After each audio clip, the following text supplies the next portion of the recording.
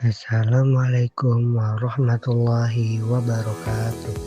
Di sini kami kelompok 5 akan membahas tentang tolak ukur kemajuan pembangunan. Kita langsung masuk ke materinya aja ya teman-teman. Setiap negara di dunia saling mengupayakan pembangunan yang efektif di negaranya masing-masing. Bagaimana cara mengukur keberhasilan dari sebuah pembangunan?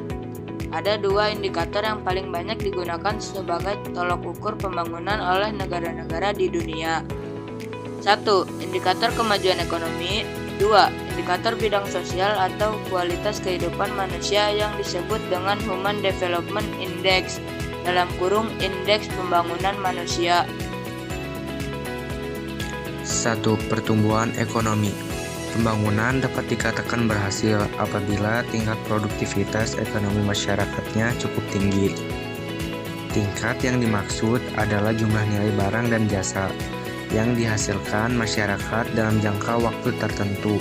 Jumlah produktivitasnya ditentukan oleh seberapa besar masyarakat melakukan transaksi ekonomi baik bentuk jual beli barang maupun jasa. Jumlah produktivitas seluruh penduduk yang tinggal di suatu negara disebut dengan produk domestik bruto (PDB) atau gross domestic product (GDP). Sementara jika ditambah dengan penduduk yang bekerja di luar negeri disebut produk nasional bruto (PNB) atau gross national product (GNP). Ini adalah data pertumbuhan ekonomi Indonesia pada tahun 2008 sampai 2018. GDP digunakan untuk mengukur pertumbuhan ekonomi dan kekayaan rata-rata suatu negara melalui pendapatan per kapita.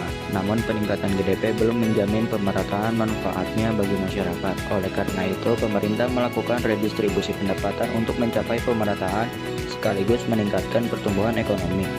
Redistribusi pendapatan dilakukan dengan menyalurkan pendapatan dari masyarakat berpenghasilan tinggi ke masyarakat berpenghasilan rendah, biasanya melalui pajak.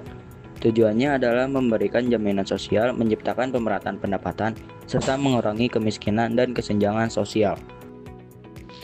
Program pemerintah terkait redistribusi pendapatan nasional A. Pajak. Pajak adalah sejumlah uang yang harus dibayarkan oleh masyarakat yang akan negara gunakan untuk melakukan berbagai upaya pembangunan. Ada beberapa contoh pajak yaitu sebagai berikut: pajak reklame, pajak air tanah atau PAT, dan opsen pajak kendaraan bermotor atau PKB. B. Subsidi. Subsidi diberikan kepada masyarakat yang dianggap tidak mampu. Ada beberapa contoh subsidi yaitu sebagai berikut: subsidi sembako, subsidi BBM, dan subsidi LPG. C. Asuransi.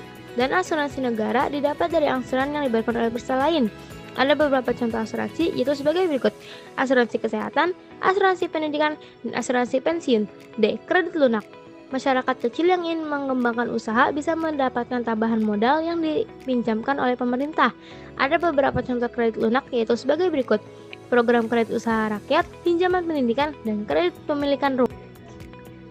2. Kualitas kehidupan. Pertumbuhan ekonomi yang sering digunakan sebagai tolak ukur oleh lembaga keuangan dunia seperti Bank Dunia dan IMF (International Monetary Fund). Kemudian dilengkapi dengan indikator kualitas yang memasukkan dimensi sosial, dinamakan Indeks Pembangunan Manusia (IPM) atau Human Development Index (HDI). Tolak ukur pembangunan yang digunakan oleh Perserikatan Bangsa-Bangsa melalui lembaga UNDP, United Nations Development Programme, merilis laporan pembangunan setiap tahun. IPM mengacu tingkat komponen, yakni tingkat harapan hidup pada saat kelahiran dan pencapaian pendidikan untuk SD, SMP, dan SMA.